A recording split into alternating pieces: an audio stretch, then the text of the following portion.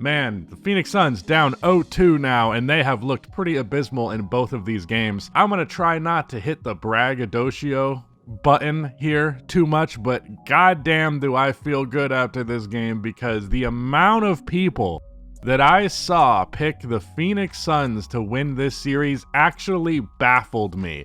I don't get it, because to me, the Phoenix Suns, ever since Kevin Durant has been there, it's like they switched their mascot to be a red flag. Like, there could not be more things that signified that this team just was not it. And I feel like it's a combination of people just being blind to all of those things and simply just going, hey, Kevin Durant, Devin Booker, and Bradley Beal, that's a pretty good group of players, right? So that logic, plus people just straight up disrespecting Minnesota. And for the most part, I understand where that comes from. First of all, people already hate on any team that's got Rudy Gobert on it. A lot of people hate on Karl Anthony Towns, which I think is ridiculous. Anthony Edwards, everybody loves him, but there is still a question mark as to whether or not he's a legitimate superstar. However, after the last game, I definitely felt as though he kind of solidified himself in that category, if not, for him not quite doing that in this one, because he had like 15 points. But damn, I cannot believe how many people picked Phoenix to win this series. Obviously, it's not over yet, and both of these games were played in Minnesota. So I'm not just going to act like they're dead right now, but I truly see absolutely no way for them to get out of the hole that they're in, both now and going into the future, given their cap situation. To talk about the actual game at large, I'll get back to some criticisms of Phoenix, but let me first talk about the many great things that Minnesota pulled off in this one.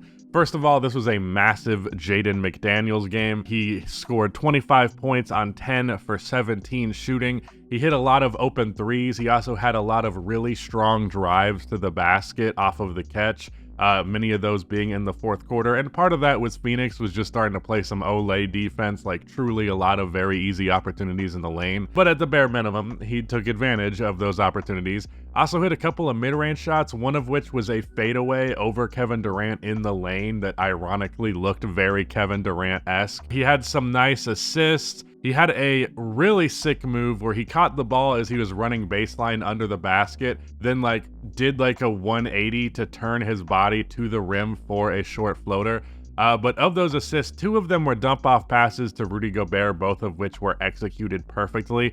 One of them, he got both of his defenders to jump, so his defender and Gobert's defender to jump, and then just wrapped it around behind him for Gobert for a wide-open dunk. He kind of picked up the slack, him as well as Mike Conley, who we'll talk about here in a second. They picked up some of the scoring slack, because between Cat and Edwards, they scored 27 points. Edwards with 15, Cat with 12. And in spite of the fact that their 2 best offensive players, guys who I believe in the last game had 18 and 30 plus points between the 2 of them, they still won by 12 points even with that going on. Cat was pretty awful with his offensive game here. He took a really stupid three-pointer that I just had to make note of. In the early first quarter, there was 8 seconds left on the shot clock, and he pulled it over Bradley Beal when he had no business doing that. He had a couple of dumb turnovers. He did hit a big 3 late when they were starting to pile things on. There was a moment in the fourth quarter where it really felt like Minnesota could not miss and that Phoenix very much couldn't make a shot from there. So that was a big factor. But the big thing that stands out about him was his defense on Kevin Durant, and the fact that that matchup has not only been survivable, but it has gone fairly well. Honestly, if I was Kevin Durant, I would take that matchup a little bit more personally, because if I'm one of the greatest scorers of all time and you put fucking Karl Anthony Towns on me in a playoff series as my primary matchup, I'm gonna cook that dude. But honestly, I think the fact that that has worked is indicative of A, many of my problems with Kevin Durant's game, but B, also the fact that he has very clearly declined athletically from where he was previously in his prime. Because before, Kevin Durant he always has strong handle, but that handle would lead into him blowing by you because he was really fast. He had a good quick step. Obviously, he has gigantic strides because he's really tall, but that doesn't really happen anymore. Pretty much at least half of Kevin Durant's offense is him getting the ball in the mid post, or maybe he's doing this from the top of the key, but whatever it may be, he's isolating with the intent to create space for a mid-range pull-up. And Kevin Durant is, at worst, the second best mid-range shooter of all time. He has a strong argument for being number one. So that is a decent shot for him. That said, it's a shot that he's going to get on normally X amount of volume, X amount of possessions, and it's only going to result in X amount of points. You, as the defense, are scheming for, hey, Kevin Durant's going to score 20 points from mid-range in this game. That's just going to happen. And it's going to happen whether Cat guards him, whether McDaniels guards him, no matter who you match up on him, that's going to happen. Didn't happen in this one to that degree, but regardless, those mid-range shots are going to happen. It's just going to happen. He can't blow by Cat. At the end of the day, it's a 7-footer contesting a near 7-footer's jump shot. He's going to be there to contest the shot because Durant's not going to get Cat fully out of the play. Cat is going to be involved in that play every time. There's always going to be some level of contest on one of these Durant mid-range shots. So you might as well, rather than putting Cat in a rough position defensively, whether that be putting him on Grayson Allen or whatever, you just say, hey, just stand in front of Kevin Durant while he does what Kevin Durant does. You know, he'll maybe score 30, but he's not going to score 40 or 50. You know, he doesn't have some huge advantage here. And I really feel like him scoring that volume of points is just becoming less and less frequent. Durant's a lot more happy to do what he did in this game, which is take 15 shots. You know, if he's going to take that volume of shots, the series is over. Devin Booker and Durant in this game, because Devin Booker only had 20 points, they combined for 38. That's not going to cut it. Even especially, I mean, maybe in a game where Ant and Cat struggle, but again, they made up for it with Dana McDaniels and Mike Conley. Again, I will get back to Mike Conley in a second, but they still lost this game scoring 38. That's not going to work because if you look at their playoff wins last year, 4 of them versus the Clippers and 2 of them versus Denver. In the 4 versus the Clippers, they combined to score 69 points per game in those 4 wins. They combined to score 79 points per game in their 2 wins over the Denver Nuggets. That's what it requires for them to beat a genuinely good playoff team. And then the Timberwolves, like it or not, are a genuinely good playoff team. Not as good as Denver, obviously, but still, you need at least 25 from the both of them. I'm going to say that at the bare minimum, or at least a combined 50. Maybe Booker has 30 and Durant has 20, whatever it may be. You're not going to cut it with less than 40. You're not going to cut it, more likely than not, with less than 50. You probably need to get a 30 piece from the both of them in order to win a game, and that's exactly why this team will fail and has failed to this point. To bring it back to the Minnesota Timberwolves a little bit, I do want to mention that Anthony Edwards did, unlike Cat, at least Cat did play some solid defense, but unlike Cat, I do think that Ant contributed more. He was playmaking really well in this one, got 8 assists. Still hit some big buckets. He had a really filthy mid-range pull-up over Kevin Durant where he stared him down afterwards. But he had some great defense in this one, definitely better than Cat. He had a very nice block on Bradley Beal, who was trying to beat the shot clock buzzer, and then he stared him down as well. Anthony Edwards loves staring people down. But yeah, after that, I want to mention Nickeil Alexander-Walker. He was really good in the first game. Not quite as good in this one, but still very, very, very good. And I just wanted to highlight him because I didn't mention this last time. I thought this guy was going to be out of the league, straight up.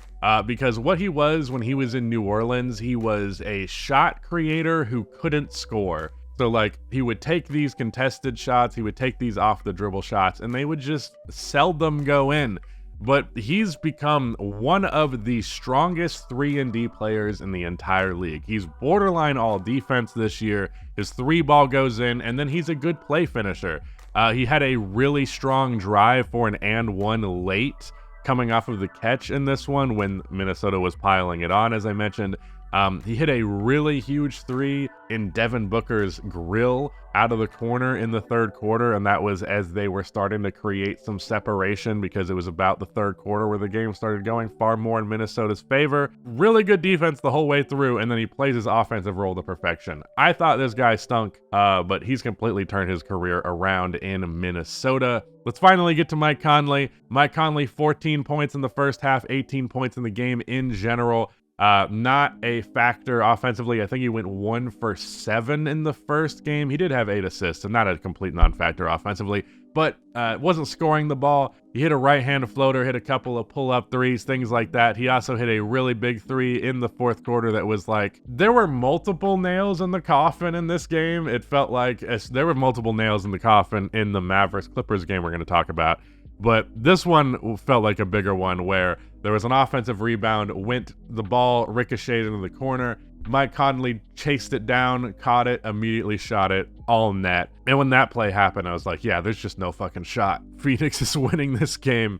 Last note is about Rudy Gobert. Had a couple of good setups for him on this one offensively. As I mentioned, those 2 different ones from McDaniels. There was another wraparound dump-off pass from Conley. And then they also ran a pick and roll to perfection for him to get a dunk. And then on the following possession, Gobert made a really strong read where the Phoenix was ready for the roll this time, so they cut off Gobert. In doing that, they left Cat open baseline, and he cut inside. Gobert made the really nice pass off of the short roll. Cat got a reverse layup out of it over Yusuf Nurkic. Very cool play there. Nice to see Gobert make a strong read passing the ball. Other stuff for Phoenix, Eric Gordon was much better in this one. He had 15 points, better in the first half than he was in the second. I feel like he only hit like a 3-pointer maybe. He opened up with a dunk. He had a horrible first game, so that was nice. Phoenix scored 7 points in the first 8 minutes of the game. That was another indicator that this one probably was not going to go well. They also had a ton of turnovers, which was a big reason why they just weren't getting the possessions they needed. Booker was better in this one than he was in game 1.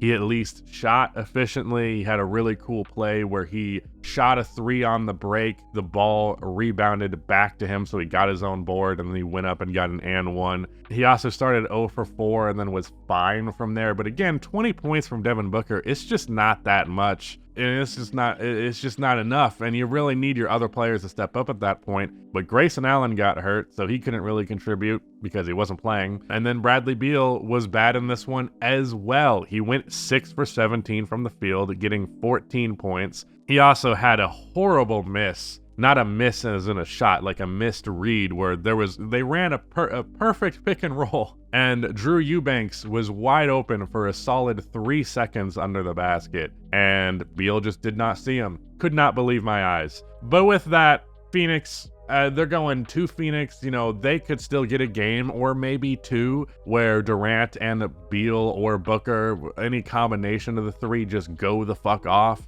But that's the only way they're going to survive. Otherwise, Minnesota is just the better team across the board, the deeper team, the better defensive team. And the fact that they could survive offensively with, again, a terrible combination of points from Cat and Ant, damn, that's just rough, man. That's just, if you're not going to win in that game, you're not going to win in any of them, I don't think. Again, they could just have a game where both of those guys go the fuck off. That doesn't happen. It's a GG. Moving on to the Mavericks versus Clippers game. I'm not going to talk about Pacers versus Bucks. Just not a lot to say in that one. A more reasonable outcome in this one, because while Dame did have 35, again, it was more throughout the pace of the game, less getting buried early. But again, I don't really want to talk about it that much. Mavericks Clippers, this is pretty much everybody's favorite first round matchup. So first, to talk about the Mavericks, they didn't start this game drunk. So that was a huge advantage. They didn't score 28 points in the first half, unlike last time. In fact, I believe they were leading at halftime. They decided to start Derrick Jones Jr. over Josh Green in this one. Josh played just 14 minutes. In the last game, I didn't mention this, I don't think, but Josh was pretty bad, and he was getting left open a lot, and he was left open intentionally in this one. 2 wide open corner threes for him. Neither of them went in. In the case of Derrick Jones Jr., yeah, he's not a good three-point shooter either. He shot a decent percentage this year, but his volume's super low, and I can just tell you from experience watching him in the past, you know, he can hit him if he's wide open, but that's basically about it. But at the very least, he is big, he is a long defender, he's got a lot more versatility than Josh Green does. So defensively, he's bringing more to the table, and then play finishing wise, he's a very good fast break option, very good cut option. You can run pick and roll with him, and you can't really do that with Josh Green. Derek even small ball center every once in a while. They didn't try it in this matchup, but he is capable of doing it. So yeah, I think I like that decision, and I wouldn't be surprised if that's what they went with going forward. Actually, I did mention, I think in my most underrated player on every team video, I think I picked Derek Jones Jr. for the Mavericks because I feel like he only ever does really good things when he's in the game, and he did that in this one. Didn't hit any three-pointers, but he actually had a dunk that missed and then went in, and that was cool. But yeah, shout out to Derek Jones. Also, a lot of Kleber. This was the key rotation change. Derek starting was big, but I think the key rotation change was they went with Maxi Kleber in this one rather than Daniel Gafford and Derek Lively, which I don't think a lot of people would have predicted given that both of those guys were such a big part of their regular season success. That center rotation, even though they have very redundant skill sets, it was nice to always have a guy on the floor who could rebound, block shots, and finish dunks. But that does come with the consequence of them standing around the rim unless you're involving them in screen action. Otherwise, they're just waiting in the dunker spot, and that mucks up the spacing. There is the vertical spacing aspect of this, which is like just being able to throw the ball vaguely around the rim and they're going to throw down the dunk. That is very nice to have at your disposal. Jason Kidd and the Mavericks decided they would rather just have a more spaced floor. Maxi Kleber hit 2 3-pointers in this one. They did leave him open a bit in the last game, and he didn't really make them pay, but he did this time around, hit a big 3 actually. So yeah, that was an interesting choice. Also, I think that decision was partially for defending Kawhi Leonard because Kleber had a lot of success defending Kawhi in the past, and he did get a couple of possessions on him in this one. Let's talk about Luka. Okay, Luka game, which means a phenomenal game for every other player, but otherwise he kind of not the most efficient in the world. He also missed 4 catch and shoot 3-pointers. I think that's something that we don't mention with Luka much, is that he's kind of terrible at catch and shoot threes. If it's not off of the dribble, I feel like I never see him make a 3-pointer. He did hit a couple of big off the dribble threes though at the bare minimum. He hit a really wild one over Zubats. He did hit one over James Harden, which A is ironic, but B, it was a big one in the game. It felt like it was going to be the dagger, but then literally the possession after Luka made a mistake rotating, they didn't defend the inbounder and James Harden was the inbounder, so he just walked into a wide open 3-pointer, which immediately matched the 3 that Luka made, but otherwise it was a very cool shot from him. Also got a coast-to-coast finish that maybe should have been an and one. He was definitely asking for it at the end of the third quarter on Russell Westbrook. PJ Washington, another big one in this game because he was kind of in the last one. I don't think he hit a 3 in the last one, if I'm not mistaken. I think he opened the game wearing a shooting sleeve and then took it off. I could be mistaken, but I think that's what happened. But he hit some corner threes, went 3 for 4. All of them, I believe, were corner threes. At least 2 of them were. He hit some clutch free throws. Kyrie had a wild sequence where he was like losing the ball and like stumbling, but he got possession of it and then quickly wrapped it behind his back to PJ for a corner 3. Speaking of Kyrie, he was more or less fine in this one. I do want to add a correction to the last video. I said that Kyrie was like inefficient in this one. I was referring to his first half because I believe he had 4 points and all of them were on free throws in the first half. He cooked in the second half and it made his numbers look way better. But yeah, when I said that, I was referring to his first half, not the game as a whole. They closed this game with Kyrie, Luka, Derek Jones, PJ, and Kleber. So they're going with 3 defensive-minded wings who are guys who can shoot. They're not amazing shooters by any means, but they're all capable of hitting an open catch and shoot. PJ probably the best among them at that, but Derek Jones and PJ are also great cutting options, and that can work out for their offense quite well. All of them can set screens and roll or pop. So you have a good amount of versatility between those 3. You have a lot of defense between those 3, a lot of perimeter defense and versatility. And then you, of course, have Luka and Kyrie out there as your 2 star players. I wouldn't be surprised if this was a lineup that they ended with a lot. Maybe not, depending on this matchup, you know. Part of this is that Zual Cinder, Ivica Zubats, not quite Zual Cinder in this one. He finished the game with like 12 points and 12 rebounds. He did get 5 offensive rebounds, which is great. But in general, like there were a couple of possessions where I think there were 2 different possessions where he tried to post up on Kleber because he was like, I'm bigger than this guy. But he missed both of those shots and they stopped going to it. He did get 2 dunks in the lane off of some Paul George dimes, but that was really just defensive positioning and not a matter of one-on-one strength and ability to defend the post, because Kleba otherwise held up in that regard. Just to talk about the Clippers, you guys got a real kick out of me mentioning the observation that my girlfriend made in the last one. I find it very funny watching basketball with people who know nothing about basketball, because they'll bring observations that are like ridiculous to the table because they don't know anything otherwise. But she said it was like the pre-game thing and James Harden was on the screen and he had his gigantic beard, because you know that's his whole thing. She was like, his beard is that long but he plays for the Clippers? It tickled me pretty well. Speaking of James Harden, not as excellent of a game in this one. He was definitely cool, but like he had a really electric first half. He did hit the same exact step back mid-range shot and one that I mentioned in the last one, and as he did in the first game. Strong defensive plays from him as well, including a play where he had Kyrie and him one-on-one going at the rim, and he completely, like, he knew the adjustment that was coming in air, because Kyrie is a very creative finisher. He put his hand right over that ball. Didn't quite block it, but he contested it as well as you could without blocking it. So good possession there. Kawhi is back. He had 15 points and he shot the ball terribly, and he also did nothing besides for shoot the ball. No real defensive moments in this one for him that really stood out. He had a couple of steals, but nothing that crazy. Yeah, kind of sucked. This was his first game back in a while, so I'm not really going to knock him too much for it, but it does feel as though if he just did not play in this one and did not shoot the ball and the Clippers just went with what they had in the first game, they might have been more competitive. Obviously, you need to wean Kawhi back into this one, and you're probably not winning this series without him, so it was a worthwhile exchange. But there was a part of me that's like, we should probably just take Kawhi off of the floor.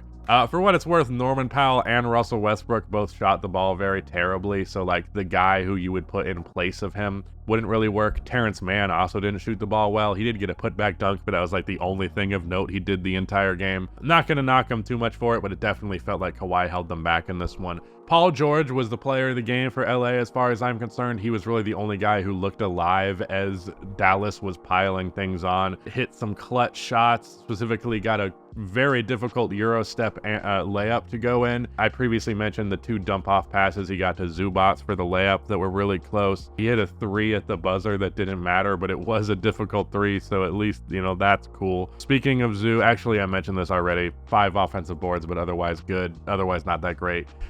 Russell Westbrook, couple of defensive plays in this one that were big. One of them was a block on a Derek Lively drive, or I think a roll to the basket, blocked him from behind, so that was cool. But he also made one really huge mistake defensively, which swung the momentum to Dallas in the fourth quarter. And what's funny is after this play happened, the camera cut to the bench, and it was PJ Tucker and Bones Highland were both sitting there like, what the fuck was that, Russ? So Luka was posting up on the right elbow on James Harden. It's far from the basket, high post position, no real advantage being created. There is help ready if he spins off of Harden and gets to the basket or anything like that. Harden's been playing good defense this whole game. I think he can handle the matchup.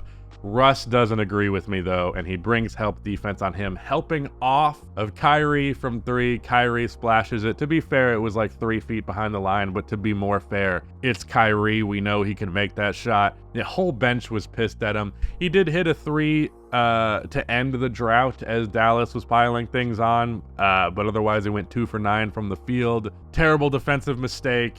Probably an L in that department. He was good in the first game, probably not so much in this one. But yeah, I guess that's it. That's my coverage. These 2 games were pretty good, even though, like, I don't know, the last couple of minutes, it was pretty obvious where the direction of the game was going, who was going to win. At the bare minimum, they did make it entertaining in those otherwise telegraphed endings. But yeah, that was it. Shout out to Rudy for editing this video, and goodbye.